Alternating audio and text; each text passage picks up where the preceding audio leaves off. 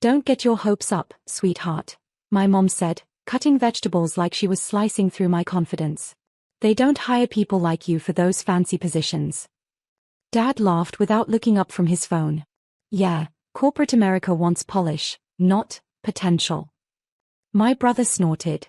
Maybe she'll get a consolation prize, like an unpaid internship. Their laughter filled the kitchen like static, loud, pointless, burning. That night, I stayed up staring at my laptop, rereading the email. The one that began with "Congratulations, welcome aboard. HY everyone, my name is Lauren Hale, I'm 27. And if you think you know how this ends, stay tuned. Have you ever realized your biggest victory can sound like an insult in your family's ears? When I told them I'd landed my dream job, an associate manager role at a top New York firm, no one clapped. No hugs. No "we're proud of you." Mom just said, "Don't let it go to your head," and walked off to post about my brother's softball trophy. So when my first paycheck hit, I did what any daughter craving peace would do. I invited them to dinner. A proper celebration. My treat. I picked the rooftop restaurant where city lights looked like tiny promises. I even reserved a corner table overlooking the skyline. I waited. And waited. The candles burned out before my hope did. No texts. No calls. Just silence. I ordered dessert alone, chocolate mousse for 4, and watched couples laugh, families clink glasses. The server asked softly, "Will the rest of your party be joining soon?" "They won't," I said, my voice barely holding steady. A week later, my phone buzzed. Venmo request. Mom, $3,400 for Dad's retirement party popper. Caption, family helps family. I stared at the amount. My chest went hollow. So I sent 1 cent, with a note. Congrats. And that's when everything changed. The next morning, pounding echoed through my apartment door, hard, sharp, relentless. Open up. NYPD. My coffee cup slipped from my hand. And as the brown puddle spread across the tiles, I realized, my family hadn't just abandoned me. They'd declared war. If this ever happened to you, say same in the comments. I froze. The pounding got louder. Open the door, a voice barked from the hallway. My pulse thundered in my ears. I swung the door open, half expecting chaos. 2 officers stood there, one tall, one tired, both wearing the kind of expression that said we've done this too many times. Lauren Hale. Yes. You're listed in a harassment report. Filed by your parents. My throat went dry. What? The taller one checked his notes. They claim you've been sending threatening messages and financial intimidation through digital means. I almost laughed, except it came out broken. Sir, I sent them 1 cent. He raised an eyebrow. Guess they didn't appreciate the sentiment. After a brief inspection, they left. No charges. No handcuffs. But humiliation lingered in the air like smoke. When the door shut behind them, I just stood there, hands shaking over spilled coffee and unpaid respect. I opened my phone, a flood of missed messages. Mom, how could you humiliate us like that? Dad, you think you're better than family now? My brother, you asked for this. I stared at their words, each one slicing deeper than the last. That night, I didn't sleep. I replayed every birthday I'd paid for, every bill I'd quietly covered when Dad's business deals failed, every gift I bought so they wouldn't feel poor next to their friends. And now, I was the villain in their story. The next morning, I called HR to confirm something I'd been dreading. Has anyone contacted the office about me? The pause on the other end said everything. Yes, someone emailed claiming you falsified your credentials. We ignored it, but you should know. I didn't need to ask who. I hung up, leaned back in my chair, and looked out the window. The skyline that once looked like freedom now felt like a trap made of glass. If they wanted a villain, maybe it was time I stopped playing the good daughter. By noon, I was sitting in the company cafeteria, staring at my reflection in the stainless steel spoon. I looked fine on the outside, clean blazer, calm smile, but inside, everything was trembling. My phone buzzed again. Mom, you made this family look like beggars. We raised you better. Dad, you'll regret cutting ties. Blood runs deeper than paychecks. Brother, you really sent only cent? Face with tears of joy, you're insane. I locked my phone. Then, without thinking, I whispered to myself, no, I'm finally sane. At lunch, my coworker Dana sat beside me. You okay? You've been quiet. I wanted to lie. Instead, I said, my parents called the cops because I didn't send them money. She blinked. Wait, seriously? Yeah. What did they say? That I'm the family disgrace with good Wi-Fi. She snorted a laugh, then caught the sadness under it. You don't owe them peace, Lauren. You owe yourself safety. That sentence stayed with me all afternoon. When I got home, I made tea, cinnamon and honey, the kind my mom used to brew when I was sick. The smell hit memories I didn't ask for. Dad fixing the car while I held the flashlight. Mom teaching me to make pie crust. Laughter before it turned sharp. That's the thing about betrayal, it doesn't erase the love, it just poisons it. I opened my laptop, opened Venmo again, and scrolled through my payment history. I'd been funding their lives for years, rent loans, car repairs, emergency medical bills. I totaled it up. Over $29,000. And not a single thank you. So I began drafting an email, polite, firm, final. Subject, financial boundaries. I typed every truth I'd avoided for years. How their guilt worked like a leash. How every favor became a debt I never owed. How this time, I was choosing myself. When I hit send, the silence that followed wasn't empty, it was clean. But peace doesn't last long in my family. By the next morning, my inbox had a new subject line. Legal notice, family defamation claim. The email looked official, scanned documents, fake legal letterhead, and a signature that wasn't even spelled right. But still, my stomach dropped. Defamation? They were accusing me of publicly shaming the family and misrepresenting private matters to external parties. Translation, I told the truth. I called my friend Marisol, who worked at a law firm downtown. Send it to me, she said, her tone calm but clipped. A few minutes later, she called back laughing. This isn't a real notice. It's a template from an online generator. They didn't even change the watermark. My relief came out as a shaky laugh. So they're not suing me? No, but they want you scared. Classic manipulation tactic. Don't respond, okay? I promised I wouldn't. But that night, I couldn't sleep. I kept thinking, if they were willing to fake legal documents, what would they do next? The next day, I checked my mailbox. Inside was a handwritten letter, my mother's looping script.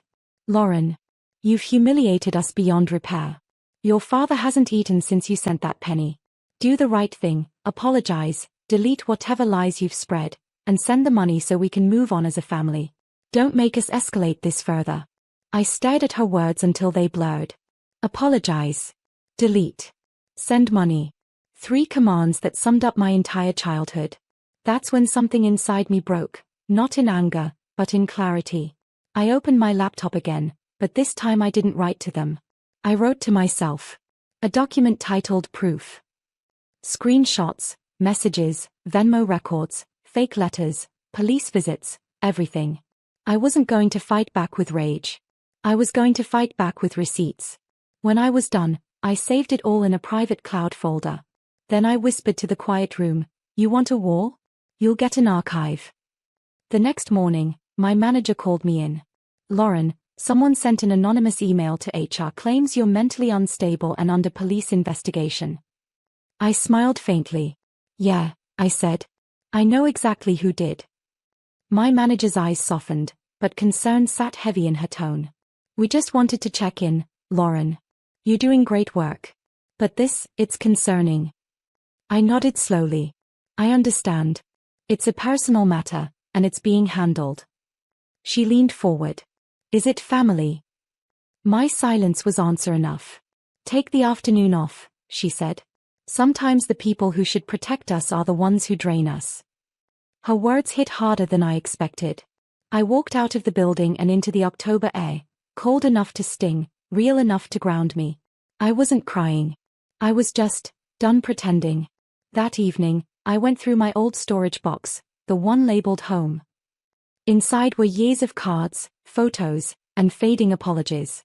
Birthday notes signed "We're proud of you" right before they'd borrowed money again. I tore none of it up.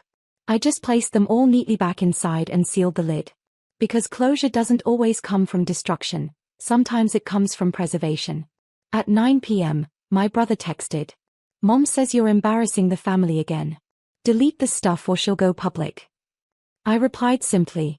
Tell her she already did. Then I opened my proof folder and added the latest messages. I wasn't planning to expose them. Not yet. But if they pushed me, the truth would speak louder than their noise. The next morning, a letter from my building management arrived. Complaint filed against you for harassment and hostile behavior toward visiting officers. My hands shook. They were trying to get me evicted. I took a deep breath, grabbed my coat, and walked to the police precinct myself. Hi, I said at the counter. I think my family's trying to weaponize your department. The officer looked up from his computer. Name. Lauren Hale. He frowned. We were wondering when you'd come in. There's been a lot of calls from them. I exhaled, half relieved, half afraid. How many calls? He sighed. 7, in 10 days. 7. I repeated, my voice barely a whisper. The officer nodded. Every time, it's something different. Welfare check, noise complaint, domestic threat, none of it adds up. Honestly, it looks like harassment. I swallowed hard. Can I file something back? Absolutely, he said. You can request a restraining order if it continues. Start documenting every call, every message. I almost laughed. I already had a folder for that. When I left the station, the city looked different. Same streets, same skyline, but it all felt sharper, louder, like the world had finally tilted in my direction. Back at home, I made tea and opened my laptop again. I added a new document, timeline. Every incident, date, message, all lined up like puzzle pieces forming a single, undeniable truth. By midnight, I sent a copy to my lawyer friend Marisol. Her reply came fast. This is solid. If they contact your employer again or harass you further, we'll go formal. Trust me, we'll handle it. For the first time in weeks, I felt the smallest pulse of peace. The next morning, I opened my blinds to a crisp sunrise, only to find my mother standing on the sidewalk below, phone in hand, pretending to cry. A police cruiser idled beside her. I went still. Within minutes, there was another knock on my door. Ms. Hale, we received a call from your mother, said you threatened her life over text. I showed them my phone. No such messages. They nodded, apologetic.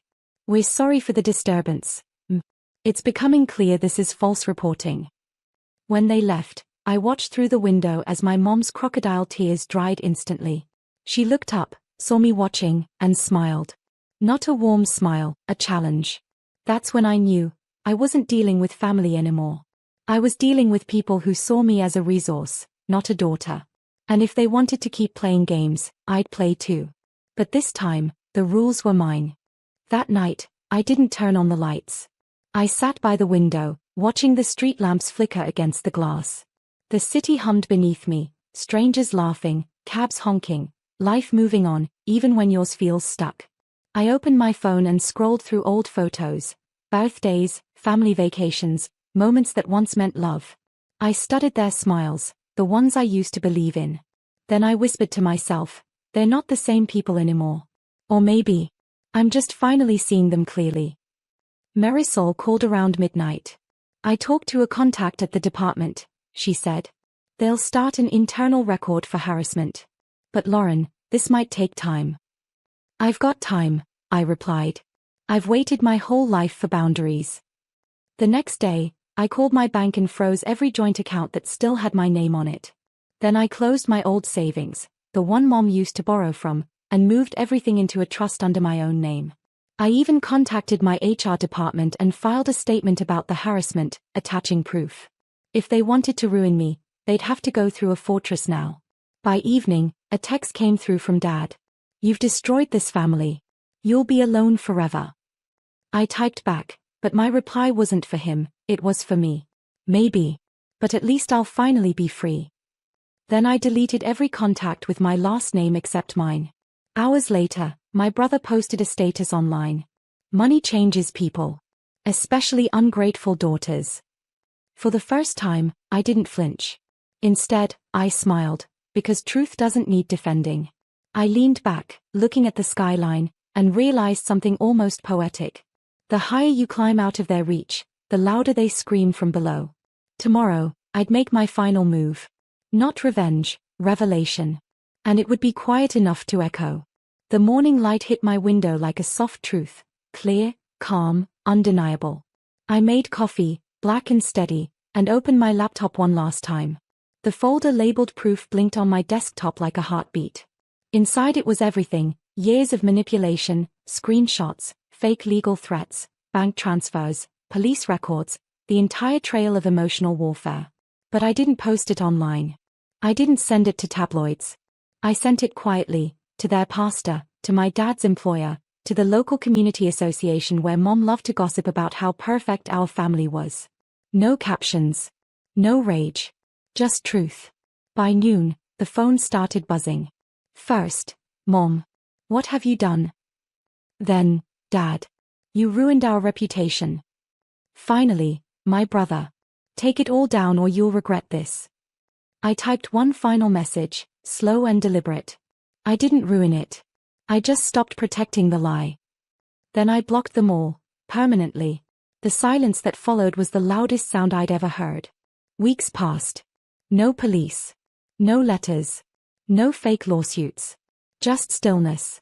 My HR department later told me that anonymous complaints about me had stopped completely. My manager smiled when she passed my desk and said, "Whatever storm you were in, it's gone."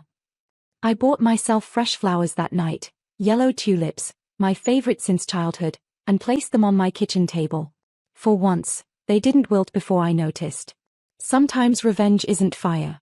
It's air. It's the breath you finally take when the noise ends. I looked out at the city, lights flickering like forgiveness, and whispered, "I forgive you, but I'll never let you in again." And for the first time in years, that felt like enough.